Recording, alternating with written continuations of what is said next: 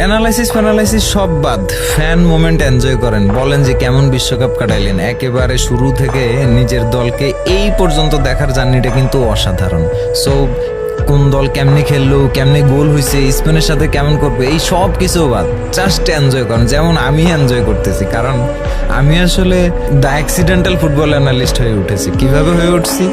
শুরুটা করছিলাম যে কারণ মেসিকে নিয়ে কাতার বিশ্বকাপেও আমি হাইপোথিসিস, যেটা আমি এই বিশ্বকাপে বলছি যে কেমন দেখা যাবে এবারের মেসি, কেমন দেখা যাবে এবারের মেসি, এটা আমি 22-এও লিখছি। আমার ওই যে 22-এর পোস্ট সার্চ করলে পেয়ে যাবেন যে কেমন দেখা যাবে এবারের মেসি।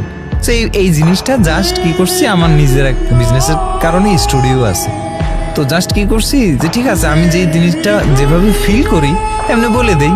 আমি আসলে বসে জিনিসটা বলে দিলাম, ভিডিওটা বানাইলাম, বানাই হচ্ছে গিয়ে পোস্ট করলাম, 2 মিলিয়ন চলে গেল। তখন চিন্তা করলাম মেসি সম্পর্কে আমার যে অনুভূতি, মেসিকে নিয়ে আমার যে এক্সপিরিয়েন্স, এই জিনিসটা যদি আর্জেন্টিনা ফ্যানেরা একটু না দেখে বা না জানে, বা আমি যেই ভঙ্গিতে মেসিকে দেখি, এই জিনিসটা যদি আর্জেন্টিনা ফ্যানদের সাথে শেয়ারই না করতে পারি অনেক বেশি পরিমাণে, তাহলে এটা একেবারে বৃথা। তো let's analyse the game, let's read the game, let's enjoy the game. এখান থেকে আসলে শোটা শুরু হওয়া।